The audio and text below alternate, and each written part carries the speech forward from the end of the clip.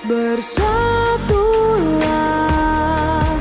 Indonesia, jangan pernah terpecah belah.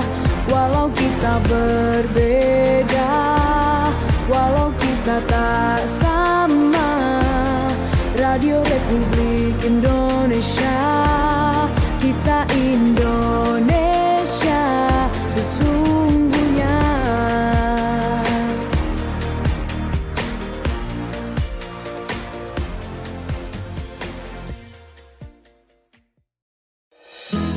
Penuh inspiratif, kita ikuti Ngobras, ngobrol bareng komunitas bersama Pro 1 RRI Sumeneb.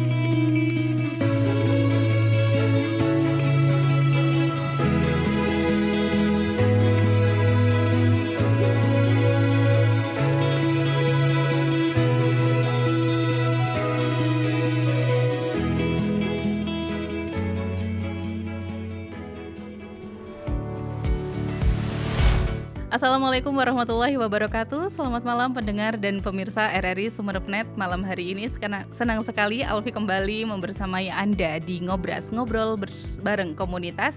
Dan pada kesempatan kali ini kita akan membahas sebuah gerakan yang unik, inspiratif, yang lahir dari keresahan para kepala sekolah di Sumeneb tentunya.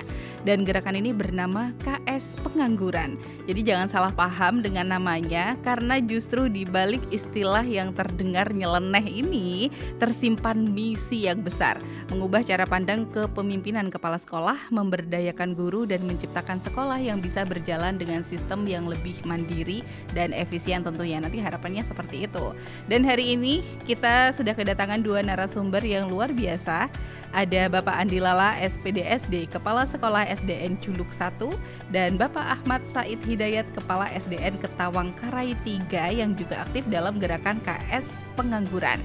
Kita akan ngobrol lebih dalam mengenai latar belakang lahirnya gerakan ini, prinsip-prinsip yang dipegang, juga dampak nyata yang sudah dirasakan. Kita sapa langsung pendengar.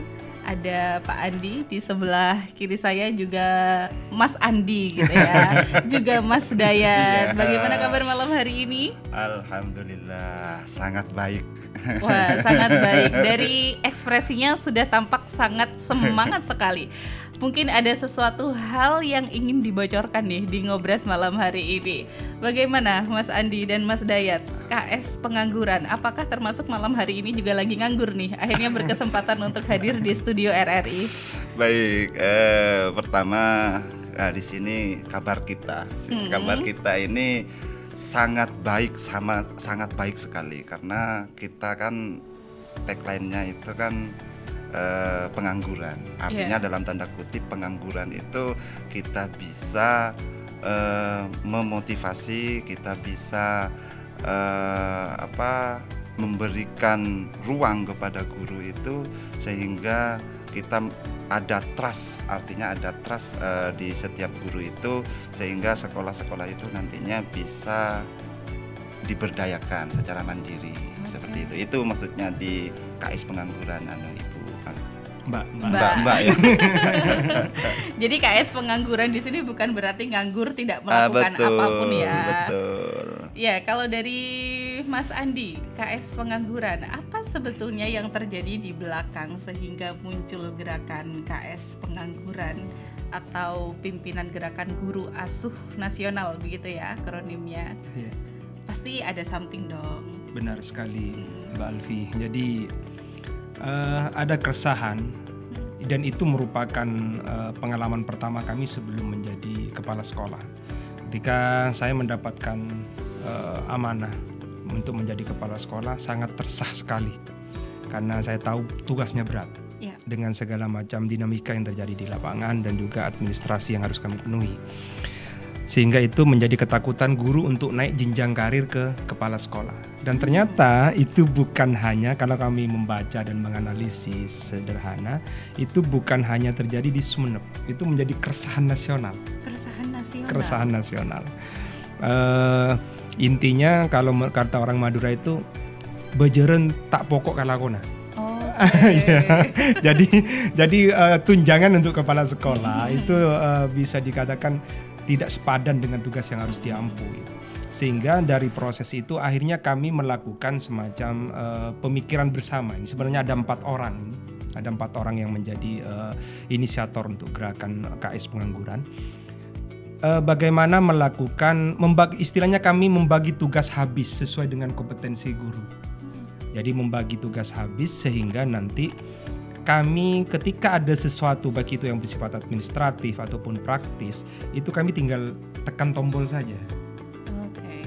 Tapi untuk menuju itu ada tahapan-tahapannya. Ada 5 tahapan yang harus dilakukan bagaimana untuk menjadi KS Pengangguran. Sehingga harapan kami nanti ketika ada KS Pengangguran, oh ternyata jadi kepala sekolah itu tidak menyeramkan seperti stigma yang sekarang ada gitu. Ternyata jadi KS Pengangguran itu enak. Sekarang bisa jalan-jalan ke RRI untuk jadi narasumber atau kegiatan-kegiatan lain. Nah, ini biasanya orang kerja obsesinya, ambisinya adalah jenjang karir. Harus naik jabatan nih per periode sekian harus ada sesuatu yang baru. Ini beda lagi dengan kondisi pendidikan saat ini. Justru enggan, takut untuk naik ke jenjang karir menjadi kepala sekolah, begitu. Betul. Wah, akhirnya lahirlah gerakan ini. Dan ternyata keresahan ini bukan keresahan yang ada di Sumeneb saja, tapi menjadi keresahan nasional. Wah, begitu berat berarti beban menjadi kepala sekolah. Berat Mas sekali. Adi dan Mas Dayat. Berat sekali. Kalau tidak jadi KS Pengangguran. Kalau jadi KS Pengangguran, enjoy jadi kepala sekolah. Nah, mungkin sudah ada yang berminat nih untuk gabung bersama Mas Andi dan Mas Dayat dari sekolah-sekolah yang ada di Sumeneb. Siap. Karena memang kepala sekolah itu menjadi lokomotif paling depan sebagai pemimpin sekolah. Dan tentu di sana ada beban seolah-olah kita harus menjadi teladan bagi banyak orang di satu tempat itu, di satu wadah itu. Dan tadi sudah seperti yang disampaikan oleh Mas Andi dan Mas Dayat bahwa inginnya ini nanti akan disebarluaskan, artinya beban yang kita tanggung ini juga menjadi PR bersama gitu. Jadi pekerjaan ini tidak hanya berat di satu orang saja. Jadi nggak ada salahnya kalau kata pepatah lama itu ringan sama dijinjing, berat sama dipikul gitu. Apalagi kesannya kepala sekolah hanya mengerjakan tugas-tugas administratif, manajemen gitu saja. Padahal harusnya lebih banyak kontribusi yang bisa dikerjakan gitu. Kalau dari Mas Dayat, sekarang sudah tadi ada gerakan 5 tahap utama di gerakan KS Pengangguran. Ini apa saja, Mas? Ya, baik ya, berangkat dari di sini berangkat dari keresahan tadi yang sudah dijabarkan oleh Mas Andi. Di sini kami berempat. Pertamanya itu ada di tahap sadar. Di tahap sadar itu kami berempat itu ngumpul. Ya, sistemnya itu sistem curhat lah ya Mbak ya. Gini administrasi gini. Kita mumet bersama, akhirnya kita muncul sebuah ide. Bagaimana kalau kita seperti ini. Jadi merefleksikan diri, kemudian dievaluasi, kemudian setelah hasil dari refleksi dan evaluasi baru tahap rancang. Kami merancang seperti itu. Kemudian merancang apa itu yang kita punya, aset internal, aset eksternal sekolah yang kita punya itu dirancang dan kira-kira potensinya apa untuk mendukung sebuah sekolahnya masing-masing nih, seperti itu. Nah setelah tahap rancang itu sudah fix, sudah bagus, sudah sip, maksudnya baru kita beralih ke tahap latih. Jadi kita melatih guru, artinya training lah. Tentunya kalau kita training pasti dong ada error, ya seperti itu. Tapi keeroran itu ya kita tetap ada di tahap latih sendiri. Kemudian setelah tahap latih barulah ke tahap aksi. Nah setelah sudah meminimalis error, barulah kita mengaksikan diri sendiri. Maksudnya diri sendiri ini adalah gurunya masing-masing.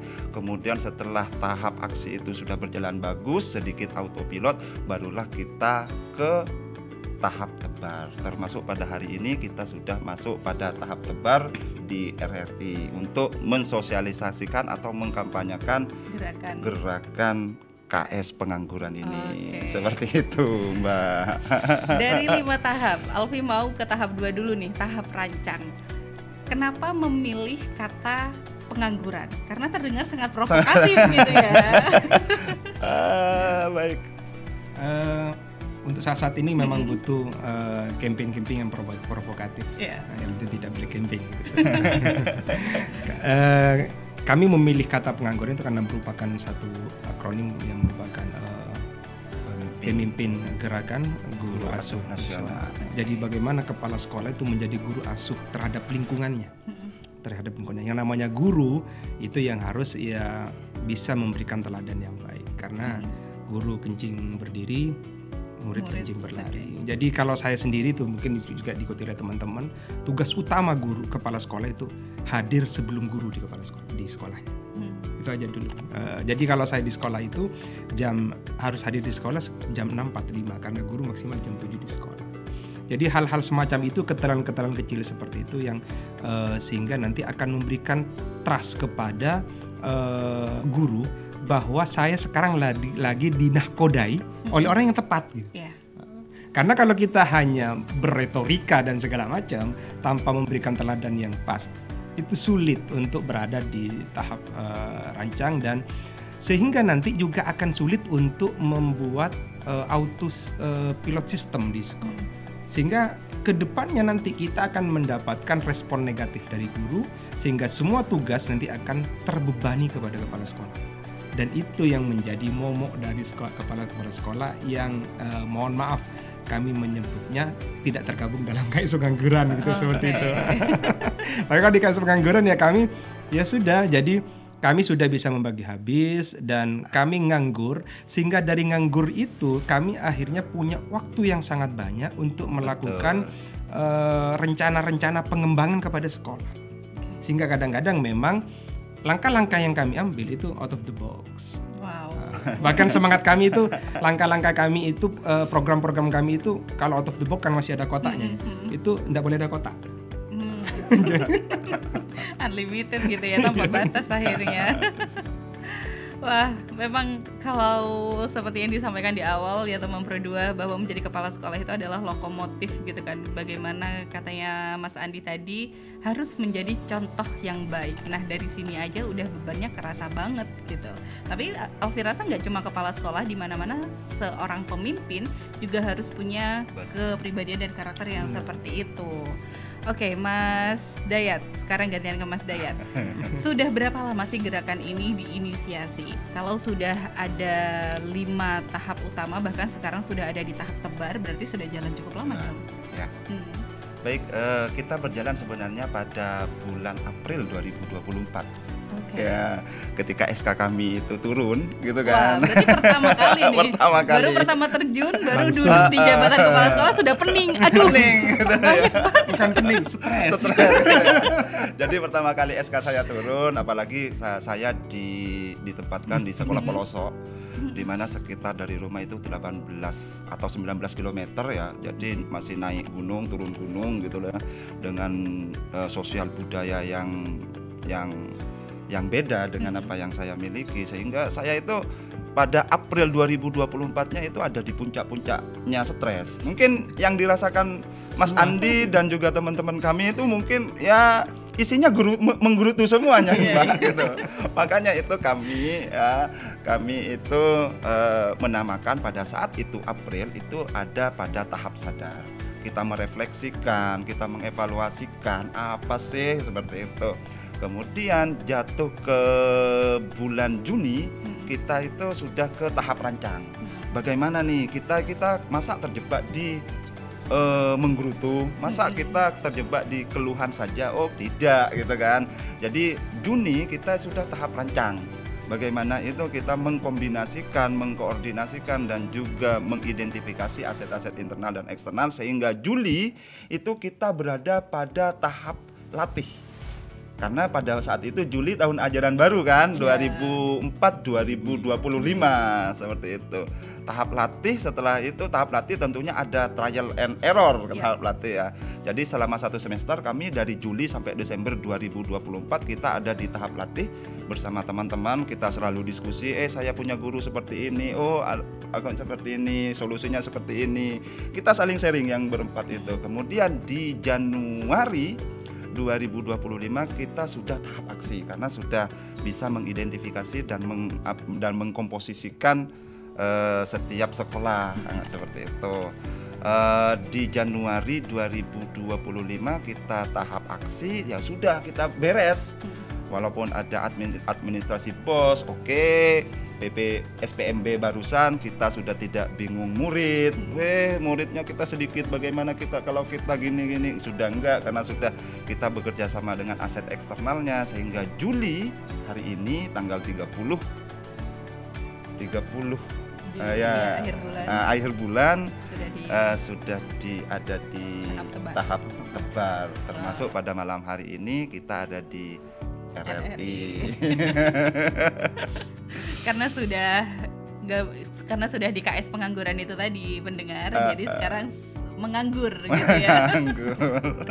Berarti sudah jalan 1,5 tahun. Sekitar 1,5 tahun.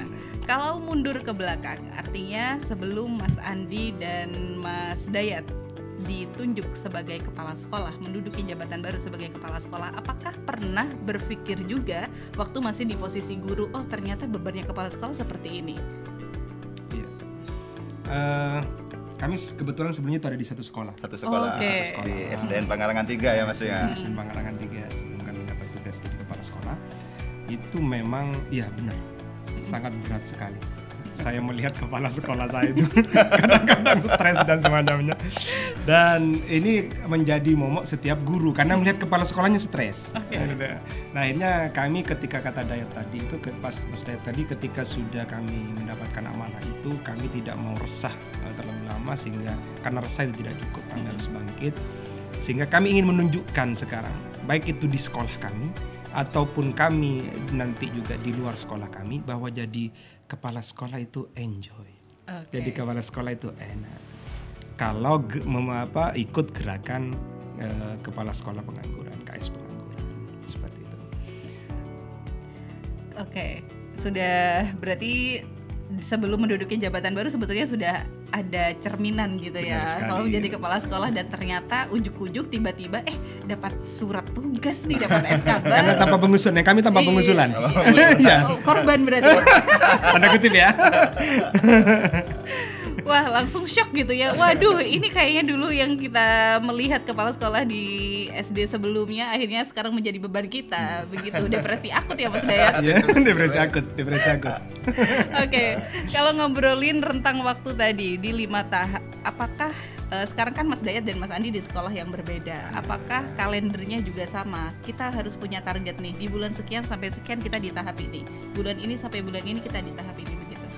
Ya sebenarnya untuk kalender itu di setiap kami, maksudnya setiap saya dan juga Mas Andi itu beda-beda Mbak, gitu loh ya, sesuai dengan kemampuannya.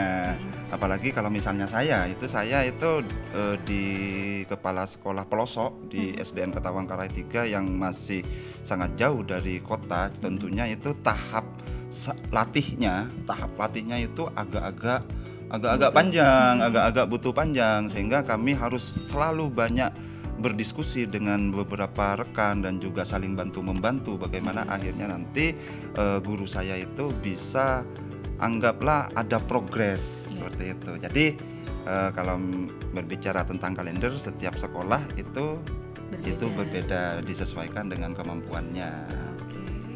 Nah, sekarang karena ini sudah berjalan dan sudah 5 tahap utama sudah dijalankan, artinya untuk mengayomi sekolah sendiri itu aja PR-nya sudah banyak gitu kan Mas Andi, butuh waktu sekian lama. Bagaimana Mas Andi dan Mas Dayat bisa membisiki sekolah-sekolah yang lain nih? Pasti apakah akan jauh lebih berat seperti itu di tahap tebar ini?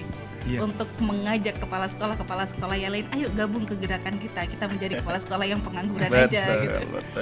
Iya, kami berharap dengan melalui RRI ini ya, yang sudah memberikan ruang kepada kami untuk dalam tahap tebar, itu kami ingin supaya teman-teman kepala sekolah yang lain itu punya kesadaran yang sama. Bagaimana kita mampu memberikan kepercayaan kepada diri kita dulu. Bahwa ini adalah amanah yang diamanahkan oleh Tuhan kepada kita yang harus kita laksanakan secara maksimal. Kalau sudah atas nama amanah berarti tidak boleh mengeluh. Dan dari sana akan mudah bagaimana kita mencari sumber belajar dan semacamnya dari luar. Jadi saya berharap teman-teman kepala sekolah untuk mari kita belajar bersama. Bagaimana kami di masing-masing di sekolah kami itu mampu membuat autopilot system, mampu membuat sistem yang mandiri di sekolah kami, sehingga nanti diharapkan di sekolah-sekolah lain juga atmosfernya seperti itu. Kami sangat membuka ruang kepada teman-teman kepala sekolah yang lain untuk mari belajar bersama, mari bergerak bersama dengan 5 tahapan itu. Oke. Berarti poin misi besarnya di sana tadi ya, autopilot system. Auto nganggur. Apakah ada hal lain yang menjadi poin-poin di misi besar dari gerakan KS Pengangguran ini? Ya sebenarnya seperti ini Mbak, yang melanjutkan yang Mas Andi ini ya. Apa yang kita lakukan pada hari ini, yaitu yang pertama kita ingin menunjukkan kepada rekan-rekan bagaimana cara mengimbaskan. Kita mengimbaskan kepada rekan-rekan itu ya salah satunya lewat media RRI ini ya. Kemudian yang kedua yaitu kita menunjukkan ini loh KS Pengangguran dengan cara yang semua budaya di sekolah, semua administrasi di sekolah, semua progres yang pekerjaan di sekolah itu semuanya beres. Misalnya administrasi BOS sekarang kan administrasi BOS itu kan lagi ruwet, misalnya ya kami tunjukkan ini sudah selesai kok, ini sudah di ACC, di inspektorat juga tidak ada masalah. Misalnya ya kok bisa, misalnya kok cepet, ya kami KS Pengangguran gitu loh, seperti itu.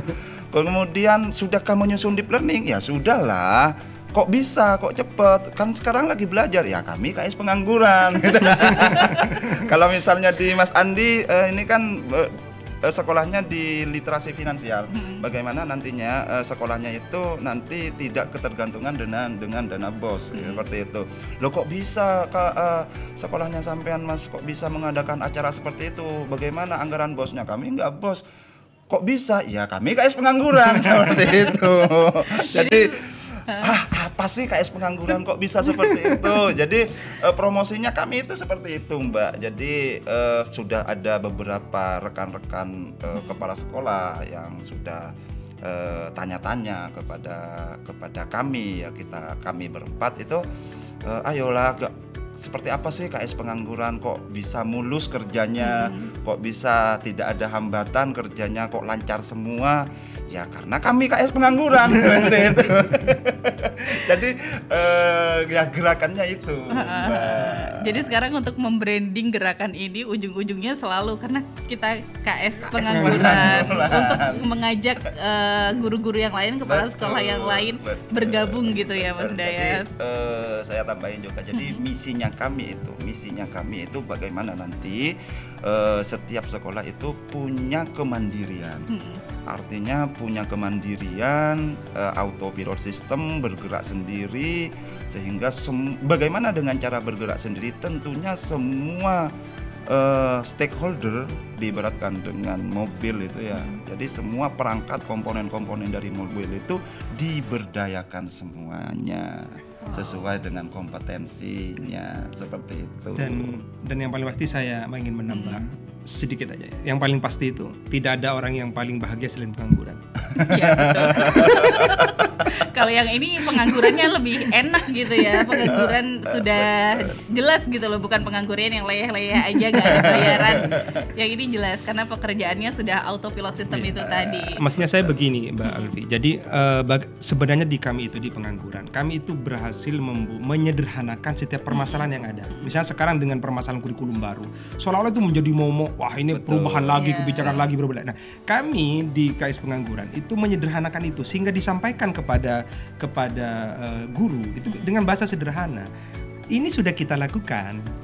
Tidak perlu risau. Diibaratkan kita nyetir mobil, dulu itu tidak ada GPS, sekarang dikasih GPS. Kan lebih enak toh. Betul. Dengan bahasa-bahasa kami yang kami sederhanakan, dengan program-program kami yang disederhanakan, sehingga guru itu oh iya ya, ini ternyata lebih enak. Hanya itu yang dilakukan oleh KS Pengangguran, sehingga mereka mau bergerak di sekolah kami. Itu aja sih. Sederhana sekali.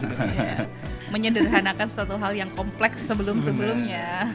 Berarti sudah 1,5 tahun berjalan, tingkat stresnya sudah menurun drastis nih. Bahagia sekarang. Baik, pendengar RRI, ternyata banyak banget ya hal mendalam yang jadi dasar gerakan KS Pengangguran ini. Tapi bagaimana implementasinya di lapangan, kita akan bahas setelah jeda yang satu ini. Jadi jangan kemana-mana. RRI Digital dengan tampilan baru, berbagai konten kolaborasi dari berbagai program nasional, termasuk siaran visual langsung, siaran radio langsung, daftar putar musik, podcast, berita video, dan berbagai fitur interaksi pengguna dalam permainan. Berbagai konten menarik seperti suka, komentar, dan berbagi, serta obrolan langsung dengan penyiar dan pengguna. Pesan langsung dan fasilitas obrolan pribadi antara pengguna aplikasi juga tersedia. RRI Digital tersedia di Google Store dan App Store. RRI Digital.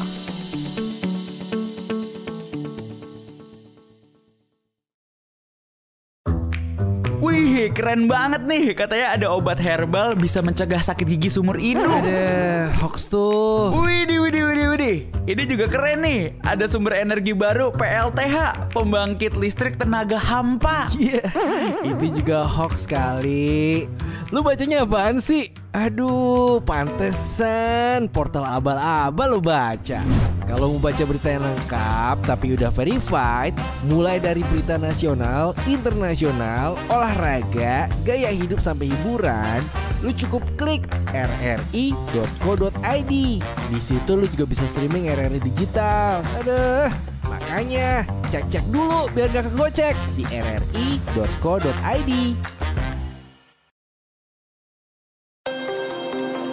Ngobras, ngobrol bareng komunitas.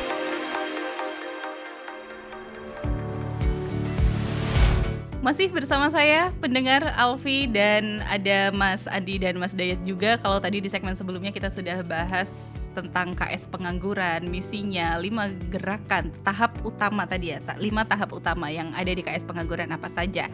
Nah sekarang implementasinya seperti apa nih di setiap sekolah? Berhubung Mas Andi dan Mas Dayat ada di sekolah yang berbeda, pencapaiannya setelah 1,5 tahun, apa nih Mas yang paling bisa dirasakan? Dan sekarang katanya tadi sudah ada di tahap bahagia, tidak lagi pening, tidak lagi stres.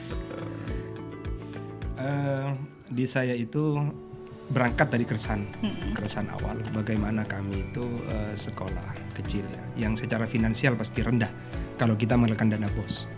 Sedangkan kami itu ada lompatan-lompatan dalam program yang harus dipenuhi dengan pendanaan, pembiayaan. Sehingga kami pun melakukan akselerasi untuk memenuhi pembiayaan tersebut secara mandiri. Akhirnya kami di sekolah itu mendirikan beberapa usaha yang tentu melakukan proses pembelajaran kepada anak. Misalnya salah satu contoh ada ekstrakurikuler Ateking. Itu kami sudah ada produk beras. Jadi kami sudah jual beli beras dengan kemasan dengan mereknya itu Anyi Anyar. Terus setelah itu juga kami sekarang lagi merintis usaha kuliner. Jadi usaha kulinernya sekalian enggak apa-apa ya promosi. mumpung gratis. Kami ada usaha kuliner. Jadi kalau pengen beli beras itu ke kami di sekolah kami. Terus ada juga usaha kuliner. Kami sekarang lagi mengembangkan anak-anak yang suka di kuliner itu suka masak. Itu ada bolu pisang, ada bolu labu. Ya, labu, terus ada juga ada puding labu, terus ada puding jagung, dan ada bolu ketela rambat atau itu. Jadi itu misalnya di sini nanti ada rapat dan semacamnya bisa menghubungi. Diskon. Ada diskon. Terus setelah itu kami juga ada ekstrakurikuler ala Labeng. Ala Labeng kami punya ekstrakurikuler Saronin sama Ludruk. Nah, Saronin sama Ludruk itu kami Saronin Tatak Parjuke sama Ludruk Tatak Parjuke itu kami sudah komersil. Jadi anak-anak tampil itu udah dibayar. Wow. Ada dibayar. Jadi satu kali tampil itu kalau di sekitar Sarongki, kecamatan Sarongki itu 500.000. Tapi kalau sudah ke kota itu 1 juta. Dan itu income-nya luar biasa. Apalagi kadang-kadang ada yang nyawer. Kayak kemarin itu dibayar 500 tapi nyawernya hampir 1 juta.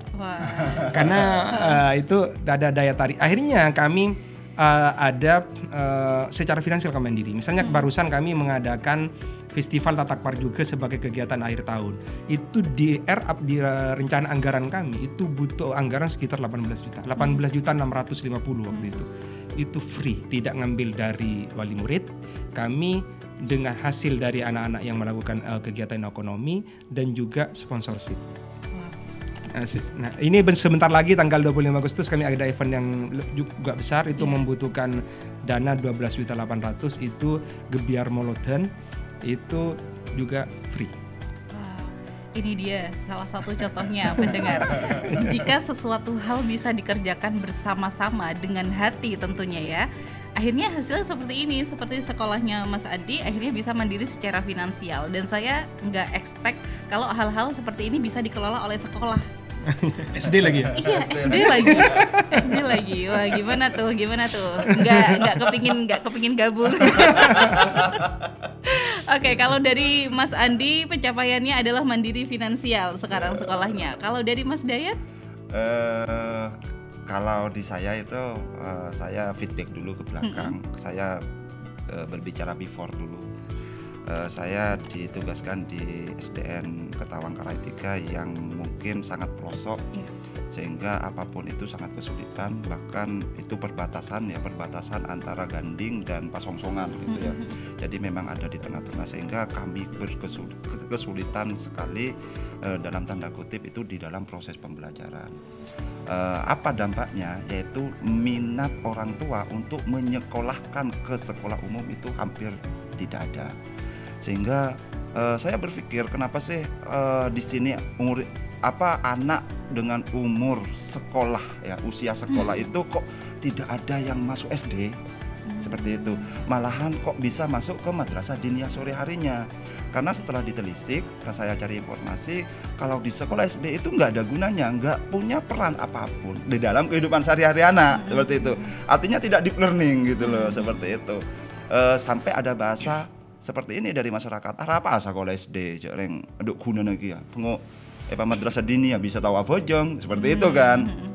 Jadi di before-nya saya itu walaupun jumlah siswa itu lumayan secara data itu 85, tapi yang masuk hanya 10 orang, 11 orang seperti itu. Oh, berarti setelah saya analisa berarti di proses pembelajarannya, sehingga kami itu membuat sebuah sistem autopilot pada tahap latih itu, tahap rancang dan tahap latih. Saya memberdayakan beberapa guru-guru yang memang punya kompetensi. Jadi di pembelajaran kami ya, di pembelajaran, proses pembelajaran di sekolah kami itu tidak hanya secara teori, tapi langsung praktik. Apa outputnya? Contoh misalnya ajemur laas. Contoh soalnya misalnya jadi jadi itu loh bahan bangunan itu, sehingga life skillnya itu bisa langsung terdampak kepada siswa itu sendiri. Contoh misalnya perempuannya itu menjahit. Contoh itu misalnya perempuannya itu membuat ketupat.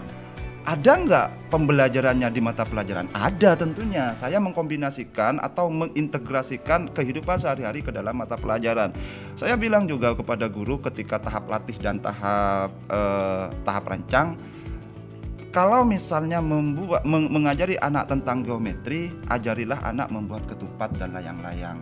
Kalau misalnya anak-anak itu diajari dengan IPAS seperti itu, ajarilah anak-anak itu mengidentifikasi padi dan sampai menjemur padi. Sehingga di rumah apa yang dilaksanakan di sekolah, diajari di sekolah itu berdampak kepada siswa.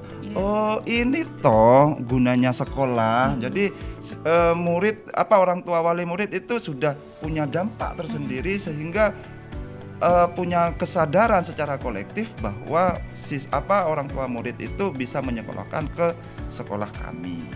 Dan alhamdulillah di sekolah kami di SDN Ketawangkarai 3 itu siswa barunya walaupun hanya satu dusun itu sudah mencapai 22 siswa seperti itu di tahun ajaran yang baru ya, yang sekarang. Dan ini merupakan pencapaian di dalam sejarah.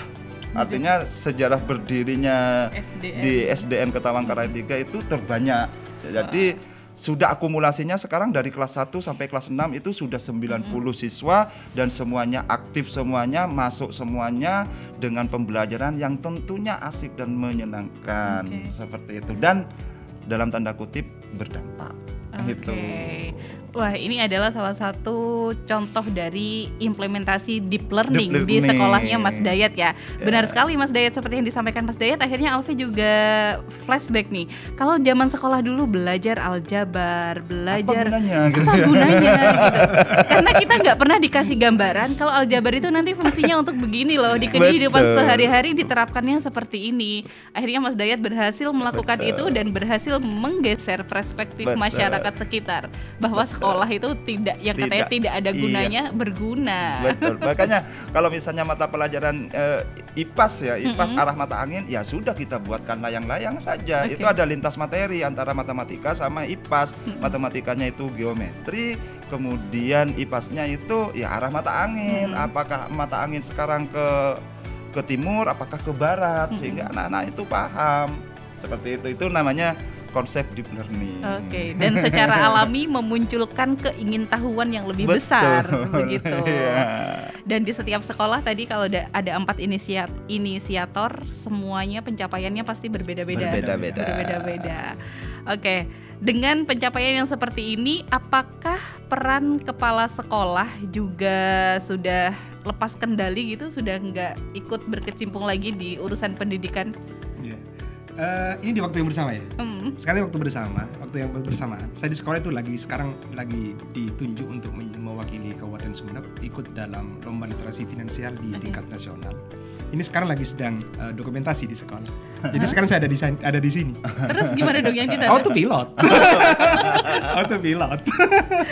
Oke. Ini barusan saya WA sebentar, hanya tanya perkembangannya, aman Pak. Aman Pak. Saya bilang saya belum selesai, aman Pak. Dari raut wajahnya Mas Andi mengungkapkan ini sangat bahagia sekali gitu ya. Saya tidak terbebani kan. Paling ini tingkat nasional dan ajang bergengsi literasi finansial yang mengadakan OJK. Ya, tentunya kalau sebelum-sebelumnya mesti ini jadi beban kalau saya. Tapi sekarang udah saya ini. Karena sudah yakin, saya sudah ada trust kepada mereka bahwa mereka bisa melaksanakan semua program yang akan mereka rekomendasikan. Oke. Kalau dari Mas Dayat sendiri? Ya, untuk saya sendiri itu pada hari ini juga sudah melakukan aksi ini ya, aksi tanam itu kompos ya. Jadi untuk kompos kan di daerah saya itu kan kebanyakan pertanian ya, pertanian. Jadi saya bagaimana itu anak-anak itu yang dipelajari di IPAS-nya terutama kelas 5 dan kelas 6, saya lagi ada project bersama anak-anak itu terkait kompos gitu loh. Anak-anak itu sudah menemukan sendiri bagaimana itu mengkomposisikan kompos itu yang baik dengan yang benar gitu. Jadi sekarang deep learning artinya di sekolah saya itu sudah ada bagian-bagian tersendiri. Jadi laporan ke saya cuma laporan itu aja. Kelas 1 apa? Oh, kelas 1 bagian cuci piring seperti itu. Kelas fase A ya, kelas 1 dan kelas 2. Kelas 3 dan kelas 4 oh sekarang lagi menganyam plastik seperti itu. Kelas 5 dan kelas 6 oh sekarang bikin kompos. Dan satu hari itu bikin kompos tentunya lintas materi, terintegrasi kepada setiap materi pada mata pelajaran tertentu. Sehingga semuanya itu ya sudah ngapain saya di sini kan gitu kan. sudah ada sistemnya tersendiri di dalam pembelajaran saya, sehingga dan juga wali murid juga berkecimpung di sana. Jadi yang mengkomposisikan kompos itu, yang ahlinya di bidang kompos sesuai dengan budaya lokalnya masing-masing, itu juga membantu memberikan pengetahuan kepada anak-anak seperti jadi guru itu. Tamu ya. Guru tamu bahkan sempat nyalahin mata pelajarannya, materi mata pelajaran loh. Ini salah, pembuatan kompos bukan seperti ini. Lah ini kan ada ilmu baru toh, seperti itu. Adanya inovasi. Jadi itulah seperti itu. Oke, sekali lagi kalau pemirsa bertanya kok bisa, karena kami KS Pengangguran. Oke, Mas Andi dan Mas Dayat, kalau tadi di tahap latih ada trial dan error dan pasti juga ada tantangan yang dihadapi. Apakah ketika gerakan ini diinisiasi, digaungkan, pasti apakah ada penolakan dan tidak menerima gitu dari guru-guru di sekolah masing-masing, dan apakah peran guru itu tergantikan ketika gerakan ini sudah dilaksanakan? Tentu trial and errornya itu ada di saya sebagai selaku pemimpin. Jangan sampai nanti guru merasa ada trial error di dalam prosesnya gitu. Dari proses itu akhirnya memang dari guru bukan penolakan, tapi mereka malah merasa terbantu. Karena kami melakukannya itu ketika melakukan trial and error, ya seperti yang saya katakan tadi, errornya di kami. Jadi ketika misalnya kami melakukan satu program seperti A misalnya, wah ini ternyata error, ya saya perbaiki sesegera mungkin, pindah ke Amin atau A+, tidak berubah ke B, Amin atau A+. Setelah itu, baru setelah guru mempunyai kepercayaan diri, bahwa guru merasa, oh ternyata ini gampang, oh ternyata ini mudah, baru saya tanpa saya intervensi ada personal calling dari masing-masing guru. Jadi sekali lagi bahwa penolakan itu jangan sampai muncul ke permukaan. Jadi kita harus sudah bisa membaca. Jadi errornya itu jangan sampai di guru, tapi harus di kami sebagai selaku pemimpin. Seperti itu.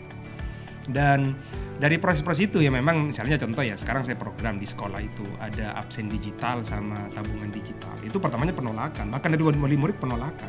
Dari murid, bagaimana kami melakukan tabungan digital, anak-anak itu sudah bisa scan barcode, baru ngasih uang, tidak perlu ditulis. Dan akhirnya tapi terasa setelah 1 tahun kemudian, setelah pencairan tabungan, guru baru merasakan, oh iya ya, ternyata BBS digital itu enak. Karena kalau yang sebelumnya itu kan harus ngitung manual. Iya, rekap manual. Yang paling pasti uangnya rok tanoro. Ketika akhir tahun ajaran baru, akhir tahun ajaran, mereka tidak sibuk untuk melakukan administrasi pelaporan pembelajaran. Tapi sibuk uang saya ini kemana uangnya, Akhirnya itu. Tapi sekarang dengan BBS digital, uang ada di bank. Kami tidak perlu ketakutan, dan wali murid ternyata sekarang wise naik. Tabungannya kan ada kepercayaan bahwa uang mereka tidak akan hilang. Dan dari proses itu akhirnya itu mengimbas ke program-program yang lain. Oh ternyata program yang sudah ditetapkan oleh kepala sekolah itu pasti mudah, pasti nanti hasil akhirnya itu demi guru. Itu yang paling penting. Akhirnya ada rasa percaya. Makanya branding tagline sekolah saya itu Tatak Parjuke. Tatak Parjuke, apa artinya itu? Ya, kalau di bahasa Indonesia kan enggak ada sebenarnya ya. Kalau langsung arti ya secara harfiah itu enggak ada. Jadi kalau seperti ini, berani tapi penuh dengan perhitungan. Bukan seruduk babi lah. Berani tapi penuh perhitungan. Nantinya apa? Ketika mereka ada program misalnya, wah Pak itu berat Pak, oh berarti enggak berani, oh berarti enggak tatak. Ada semacam itu. Kami pancing seperti itu. Kalau dari Mas Dayat? Kalau dari saya errornya itu sebenarnya bukan dari segi gurunya, tapi dari segi teknisnya. Kalau di saya itu justru bukan error lagi, tapi senang malahan guru. Karena kenapa? Karena saya memfungsikan guru itu sesuai dengan bakatnya. Jadi kalau misalnya saya analogikan kembali kepada mobil, kalau misalnya jadi ban ya saya jadi memang difungsikan jadi ban gitu loh. Kalau misalnya memang suka sama video, ya sudah saya fungsikan ditrustkan, maksudnya apa namanya ya, diberi kepercayaan, kepercayaan ya sudah ambil video, malahan dia senang, malahan dia semangat loh, ini loh yang saya tunggu seperti itu. Artinya semua gurunya itu apa ya, sudah bahagia, teman-teman bahagia. Ada yang memang guru saya itu yang hobinya itu bagian dari sarana dan prasarana, ya memang senang karena sudah hobinya dia. Jadi ke sekolah itu diibaratkan rumah keduanya, karena memang ya passionnya di situ. Sehingga apa yang kami lakukan itu terberatnya itu pada tahap rancang sebenarnya, Mbak. Sehingga tahap rancang itu memang benar-benar hati-hati mengidentifikasi mana potensi-potensi guru, sehingga ketika tahap rancang itu benar-benar sesuai, barulah tahap latih itu sudah sangat mudah. Seperti itu. Dan sekarang akhirnya sudah terasa dampak yang sangat signifikan. Bahkan dampaknya tidak hanya dirasakan oleh masyarakat di sekolah itu sendiri, Betul. tapi juga masyarakat sekitar. Kalau dari mandiri secara finansial di sekolahnya Mas Andi tadi disebutkan anak-anak sekarang sudah bisa berkecimpung langsung dengan dunia ekonomi, bisa mengadakan event, otomatis masyarakat di sekitar sekolah juga ikut merasakan dampaknya ketika itu ada event dan lain-lain. Benar sekali. Yang paling terasa ke masyarakat itu beras, itu kan berangkat dari kegelisahan petani lokal. Oke. Setelah pasca panen, mereka tidak tahu berasnya mau dijual di kemana. Akhirnya berhadapan dengan tengkulak. Namanya tengkulak, yang menentukan harga itu bukan yang membeli, bukan yang menjual, tapi yang membeli. Dengan harga tentunya di masa pasca panen, ketika beras itu lagi banyak, pasti murah. Dan kami melihat, anak-anak melihat itu, akhirnya mereka melakukan diskusi dengan petani lokal. Bagaimana kalau misalnya berasnya kami kemas, tapi kami bayar setelah laku dengan harga paling tinggi di pasaran. Akhirnya masyarakat sekarang merasakan itu dan berasnya dijual ke kami. Nah, sekarang sekolahnya juga mengelola beras juga. Wah, itu sangat luar biasa. Alfi baru tahu nih, ada sekolah yang seperti itu, anak SD lagi. Sudah bersaing dengan koperasi ibu-ibu ini ya. Termasuk juga dampak signifikan di sekolahnya Mas Dayat. Akhirnya anak-anak bisa terjun langsung menerapkan ilmu dari pembelajaran deep learning, dan itu bisa diterapkan juga di masyarakat sekitar. Berhubung di sana daerahnya kebanyakan petani ya Mas Dayat ya. Oke. Nah, ini sudah sangat panjang ngobrolin soal KS pengangguran dan sangat menarik sekali. Sayangnya Alfi ada di RRI, jadi nggak jadi kepala sekolah gitu. Mau bergabung? Wah. Mungkin ada karyawan pengangguran. Jadi nggak pening seperti yang dirasakan kepala sekolah sebelum-sebelumnya gitu. Apa harapan 1 tahun yang akan datang, 2 tahun yang akan datang mengenai gerakan KS pengangguran ini, Mas Adi dan Mas Dayat? Kami ingin menebarkan pemahaman kepada semua kepala sekolah, teman-teman kepala sekolah, bahwa sekolah kita itu adalah sekolah potensial. Bahwa sekolah kita, murid-murid kita adalah murid-murid berpotensi, guru-guru kita adalah guru-guru berpotensi. Cuma bagaimana sekarang kita melalui 5 tahap tadi, tahap sadar, tahap perancang, sampai kepada tahap aksi dan tahap tebar. Jadi bagaimana sekarang kepala sekolah menguatkan itu sebagai pimpinan. Ya sederhananya saja, kalau saya itu kepala sekolah wajib datang pagi. Itu saja sih yang perlu kita lakukan kepala sekolah di awal di tahap sadar. Mungkin itu kalau dari saya. Harapan dari Mas Dayat mengenai gerakan KS pengangguran ke depannya, KS pengangguran akan dikenal sebagai apa nih? Citra apa yang ingin disampaikan ke masyarakat? Tetap pengangguran. Baik, auto pengangguran. Autopilot. Baik, sebenarnya harapan kami gerakan ini diawali dengan empat sekolah ya. Harapannya itu nanti menjadi gerakan beberapa sekolah, kemudian dilanjut lagi sehingga semakin banyak kita melakukan gerakan-gerakan KS pengangguran, sehingga nantinya harapan saya bisa semasif mungkin. Kalau bisa semua Kabupaten Sumeneb ini bisa menerapkan gerakan KS pengangguran, bahkan ke lintas kabupaten, bahkan ke provinsi.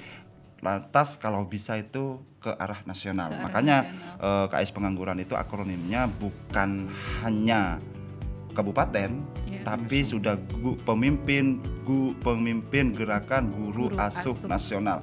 Karena kami itu tidak hanya sebatas atau terkotak di lingkup kabupaten saja, tapi sudah ke arah nasional seperti itu. Jadi ya doain aja Mbak ya, dan juga rekan-rekan, semoga gerakan kami itu bisa berkembang menjadi sebuah gerakan yang masif sehingga bisa menembus semua kepala sekolah ke nasional. Seperti itu Mbak. Ada satu yang tertinggal mengenai autopilot sistem tadi. Berarti ada teknologi juga yang dilibatkan di sini. Oh iya, benar. Sebenarnya ada ketakutan dari guru ya, dari guru. Bagaimana sekarang ada KKA, terus ada semacamnya, ada coding dan semacamnya. Itu menyangkut ketakutan karena mereka berpikirnya di tools. Nah, sehingga KS pengangguran itu membuat hal sederhana. Yang dimaksud dengan kecerdasan artifisial itu sederhana. Misalnya saya mulai di sekolah. Bagaimana sekarang sekolah sudah menggunakan BPS digital, syukur absen itu digital. Dan itu yang absen digital itu zero budget. zero budget dan itu terlaporkan ke wali murid nanti. Dan itu zero budget dan teknologi itu rancangan-rancangan digital itu dihasilkan oleh teman guru saya. Oleh teman guru saya. Saya coba kasih PR, saya pengen kayak gini, bisa ndak? Akhirnya mereka ya ndak tidur tentunya ya. Mereka ngotak-atik setelah 3 hari, Pak saya menemukan ini. Coba lagi. Itu 1 minggu trial and error dan sekarang sudah bisa. Jadi kami sekarang itu setiap hari laporan ke wali murid secara periodik tentang anaknya itu jam berapa nyampe di sekolah. Dan itu pakai apps ini sudah pakai barcode. Betul. Wow, jadi orang tua pun juga bisa pantau langsung. Bisa pantau. Dan platform-platform digital yang dipakai ini bukan sesuatu yang diintegrasikan dari pusat, tapi dikelola sendiri. Wow, keren. Kalau dari Mas Andi, apakah ada juga? Mas Dayat, sorry. Kalau di Mas Dayat, apakah juga ada platform digital yang diterapkan untuk autopilot sistem ini? Sebenarnya kalau kita berbicara tentang teknologi itu tidak langsung pola pikir kita ke digital atau elektronik dan lain sebagainya. Bahkan di sini dengan deep learningnya kami bisa memunculkan air. Memunculkan air gimana ya bahasanya ya? Kan di sekolah saya itu kan tidak ada air. Ya, tidak ada air kan. Sulit banget air. Sumber air itu ada sumber air tapi harus jauh gitu loh, seperti itu. Sehingga anak-anak itu untuk kepentingan yang pendayagunaan air itu sudah tidak mungkin seperti ke toilet, kemudian praktek lainnya misalnya wudu itu sudah tidak bisa. Sehingga dengan deep learningnya itu dengan IPAS-nya guru dan murid itu bekerja sama bagaimana caranya itu air yang ada di atas itu yang ada di hulu itu bisa mengalir ke sekolah gitu loh. Sekitar berapa kilo ya? Kalau tidak salah 1,5 kilo.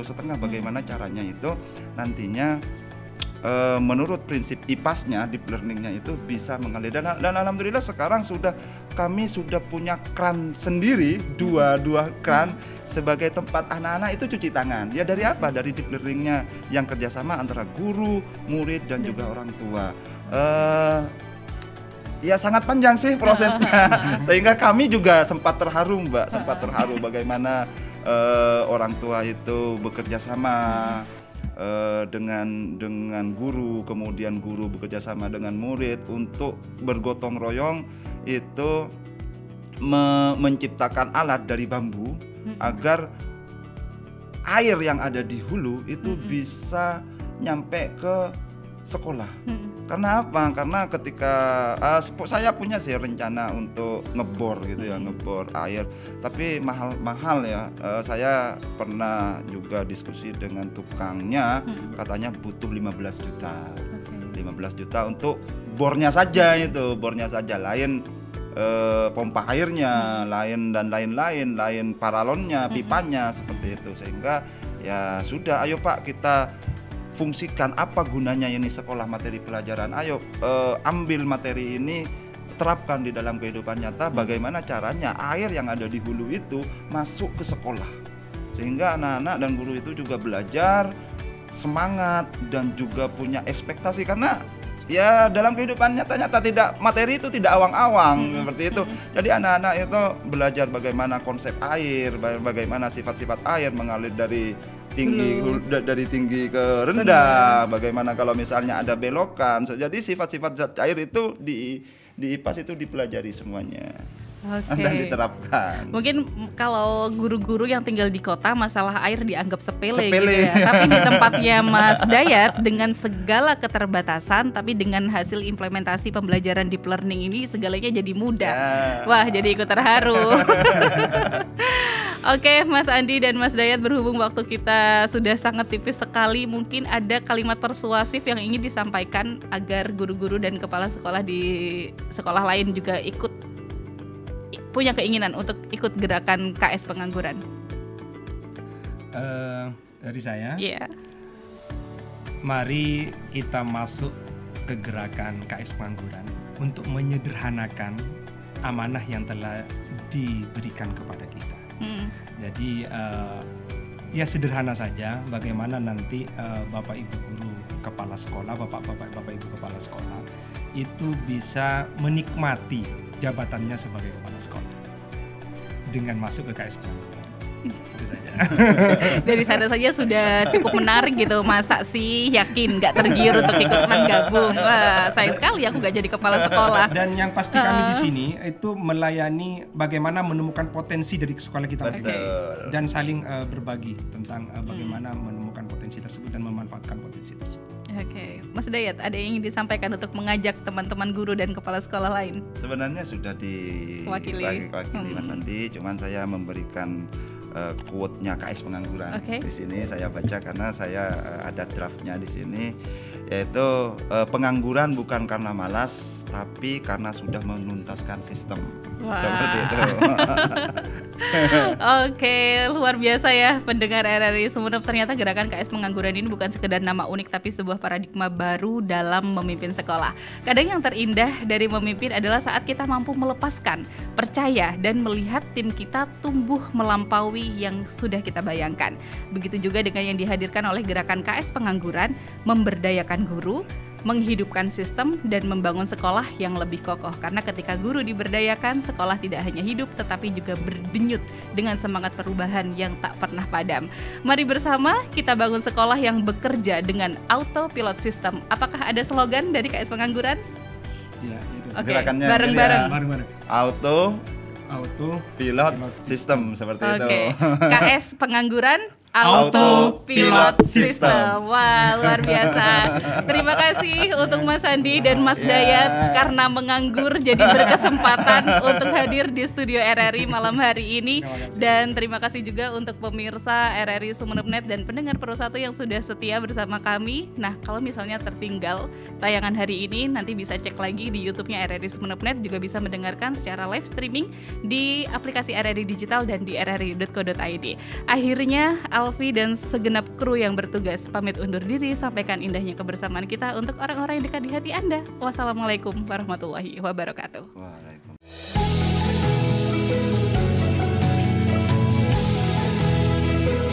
Sampai jumpa di Ngobrol Komunitas selanjutnya.